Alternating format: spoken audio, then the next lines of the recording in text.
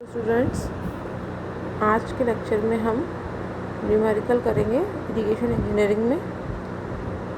Question है, for a distributory GCA gross command area is 500 hectare, CCA is 80% of GCA and की cultural command area is 80% of gross command area. The intensity of irrigation is 30% for wheat, यानी कि रबी की फसल है wheat, गेहूँ।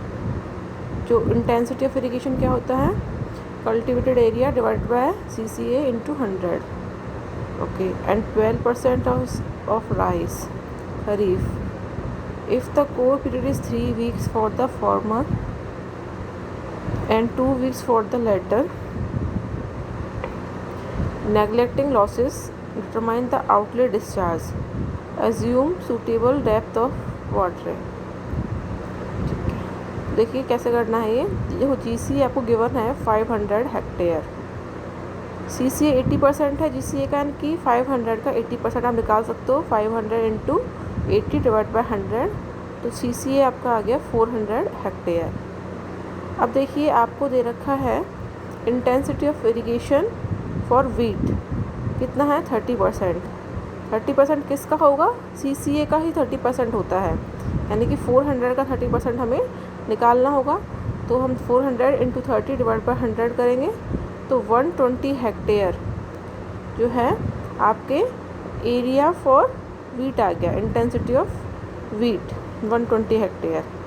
इसी तरह से राइस के लिए निकालेंगे। राइस है 12% इंटेंसिटी का। किस पर निकालते हैं हमेशा इंटेंसिटी? CCA पर, कल्चरल कमांड एरिया पर। 400 इंटू 12 डिवाइड बाई 100, यानी कि हो गया 48 hectare.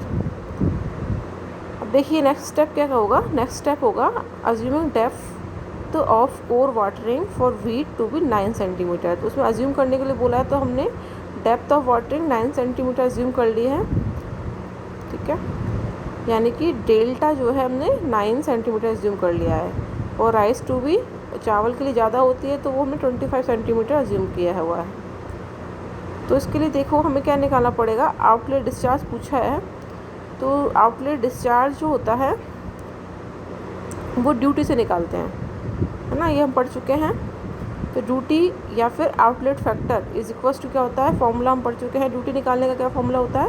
8.64 into B by delta. B मतलब बेस पीरियड या core period divide by delta. Delta मतलब डेप्थ।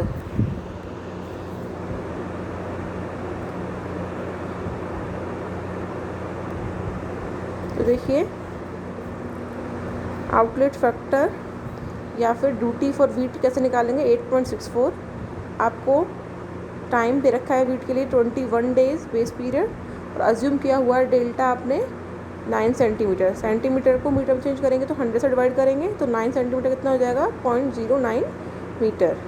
इसको सॉल्व करने पे हमें मिलेगा 2016 हेक्टेयर पर क्यूमेक। ये ड्यूटी आ गई वीट की, यानी कि आउटलेट फैक्टर आ गया। इसी तरह से राइस का निकालेंगे। तो राइस का आपको दे रखा है 14 डेज़ का बेस पीरियड, कोर पीरियड, तो 8.64 इंटू 14 डिवाइड बाय, इसके लिए डेल्टा आपने अज्यूम किया था 25 सेंटीमीटर, तो वो हो जाएगा 0.25 मीटर। तो इसकी राइस की ड्यूटी हो जाएगी 483 हेक्टेयर पर क्यूमेक। क्यूमेक मतलब मीटर क्यूब पर सेकेंड। दोनों की ड्यूटी यानी दोनों के आउटलेट फैक्टर आपने निकाल लिए हैं। अब आपको आउटलेट डिस्चार्ज निकालना है।